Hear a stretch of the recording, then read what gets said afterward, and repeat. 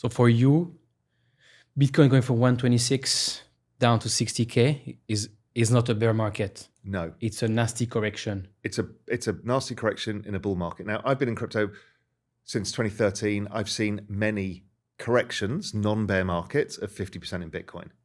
But people forget this every time. And when that happens to Bitcoin, others go down more. We've talked about this in the past. There's a risk curve. It's natural. Happens all the time. I think it was Solana last cycle did down 80 in 2021 before it had that massive run. And that was in a bull market year with liquidity flowing. Happens all the time. Happened to Ethereum. So it happens all the time. The difference is in 2021, when Bitcoin went down 50%, it was pretty quick. Went down and then it went back up also very quickly, and then it went down and it was a bear market. This time around, it's kind of choppy and it takes time and months. And so that's probably why people are more depressed. Might you get from the other side of it? You might get a longer, more persistent, better. larger bull market, right? Because don't forget, the Bitcoin pullback in 2021, as you said, was something like January to July, and it was back at all-time highs in November. So it was actually 6 months of falling. So when did Bitcoin make its all-time high? December last year, I think. So it's only went down the equivalent number of months. Didn't go down that long. But let's see. The longer it takes to go up, the more extended it becomes, I think. Some people talk about, there's this K-shape recovery that's been talked about for a long time in the economy and in the stock market. But now some people talk about K-shape recovery in crypto. Most assets won't come back. And worse, some companies that are doing well cannot be invested into. For example, stablecoin companies.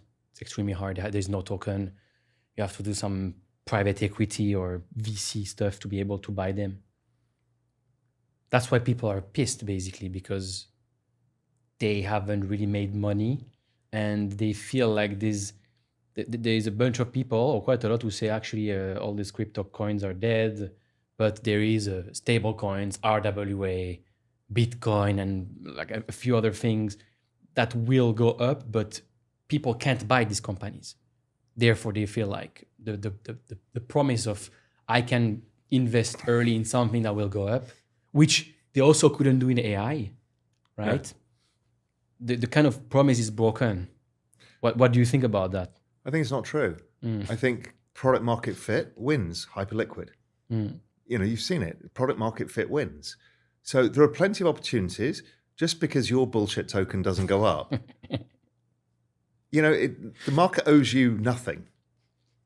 You would just have to be better at doing a job. That's a good one, actually. The market owes you nothing. But people have been, that's why a lot of people left pissed also over the last 2 years, because people have been used to easy money by closing their eyes, everything going up. We haven't had the full accelerator, the banana zone phase. We've not had that because liquidity was still subdued in 2024. So we had a good year 2022 from the low, so end of the year. 2023 was a great year, and then 24 petered out, and that was it. Bitcoin continued for a bit, but really, we just haven't had the acceleration period. So the cycle has extended, and everyone's given up on year 4 of a potentially 5-year cycle, maybe longer now. I don't know. I don't know how broken the cycle is by what's going on. It's like, don't forget, the K-shaped economy.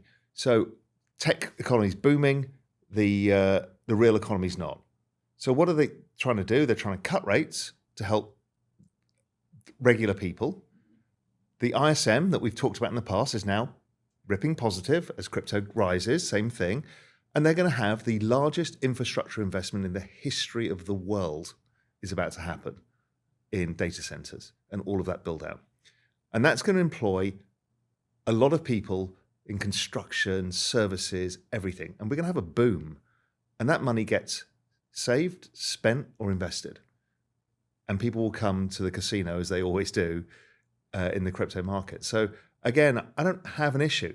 I also think that people misunderstand the rise of stablecoins, RWAs, the finance system bringing stuff on chain. They're like, how do we participate in this?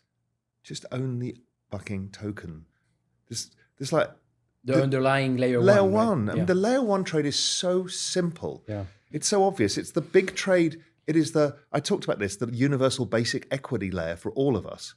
If we are going to see the largest parts of the economy given over to AI and agents, and they're going to use crypto rails, we just get to own the layer ones and we participate in their success. Right? We didn't get that with the internet. And there's no excuse for people not to do this. Do you know someone still stuck waiting on banks? Put them on KAST. You both get up to $250 cash. Store, move, and spend stablecoins globally without using bank friction. KAST. Keep it stable. Check the link in the description to learn more.